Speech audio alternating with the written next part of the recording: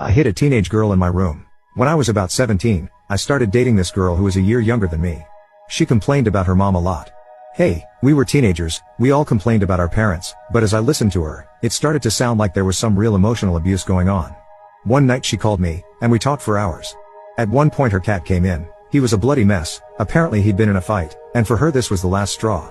She was in quite an emotional state as she cleaned up her cat and then told me, "I'm coming over. I need to be with you tonight."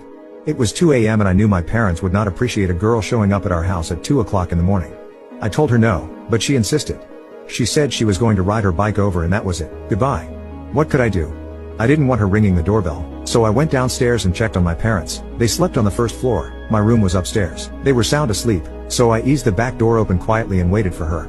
She showed up, dropped her bike in the backyard, and headed for the door. Before I stopped her, she threw the door open, and the dog started barking. Oh crap, I'd forgotten about the dog.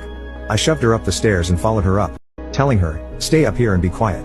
Then I came downstairs, just as if I had been awakened by the barking and was trying to figure out what was going on.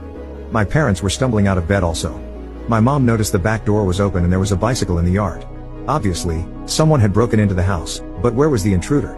Dad headed to check the garage and I offered to check upstairs. Naturally, none of us reported finding an intruder, and they assumed that the intruder had been frightened by the dog and fled on foot. Mom brought the bike into the garage and was going to call the police, but I said if we call the police they won't be here for another hour and we're all tired. Why don't we call them in the morning? They agreed that this was the best idea and they went back to bed. Upstairs, girlfriend was crying. She was trapped, couldn't go back downstairs for fear of the dog barking again. Couldn't get her bike out of the garage without my parents noticing. I said you'll just have to stay here till morning. My mom will kill me. At this point I said, "You've been telling me how much you hate your mom and how you'd really like to run away. Now's your chance." "Huh? Stay here tonight, and tomorrow we'll see what your legal rights are." She agreed and we fell asleep. The next morning I came down for breakfast. Naturally, my parents were still talking about the incident in the night.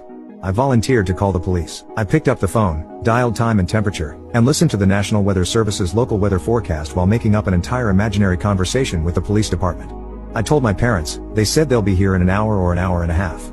"Why don't you guys go to work? I don't have school till third period today anyway. I can talk to them when they get here." They said I was a good, considerate son, and went off to work. By the way, I don't think I'd ever lied to my parents before. At least not since I was little. I was a terrible liar, and I don't know how I was able to do it so convincingly, thinking on my feet with the pressure on. Of all the things in this story, lying to my parents is probably the thing I'm the most ashamed of. They went to work and Jeannie came downstairs for breakfast. I called an adult friend, an attorney, and told him the situation.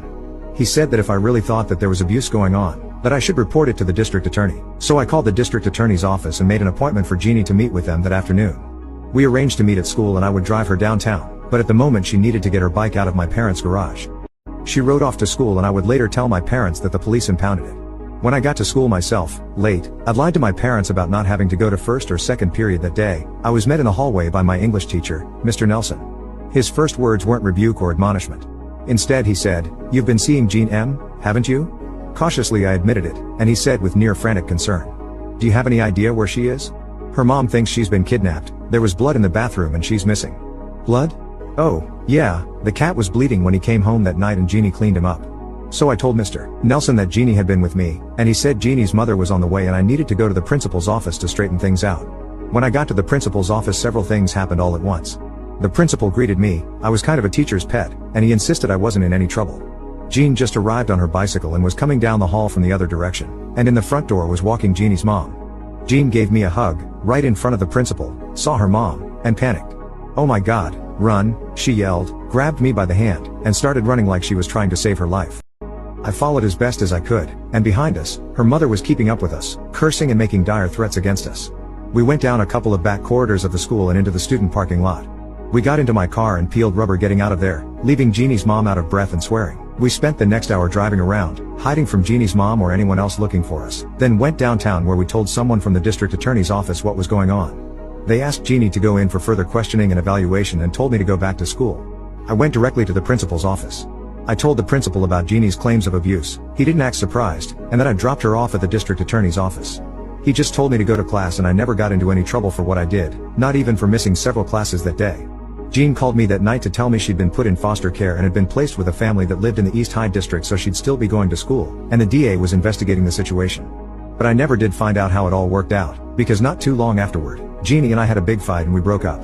In the years that followed, I was ashamed of the role I'd played in the whole affair. I was a good student, not a troublemaker, the teachers and parents all liked me. I was a Christian kid, active in church and my youth group.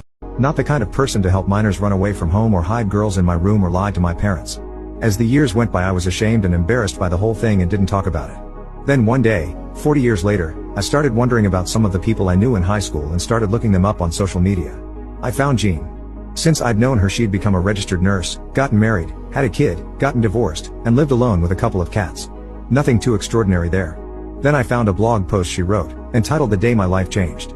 She wrote about years of emotional abuse received from her angry single mother, the cursing and threats and insults. "You're nothing but a worthless person who sleeps with everyone," she was told over and over, and ever since she was little she just wanted to make the abuse end. She wanted to run away, but was never able to do it until one night a brave boyfriend said he'd help. She ran away, got into foster care, and a family that convinced her that she wasn't worthless after all. She decided to go to nursing school and make a life for herself. Brave boyfriend. I'd never thought of myself like that before. For years, I'd been ashamed and embarrassed about what I'd done, only to find out that I was the hero in someone else's story.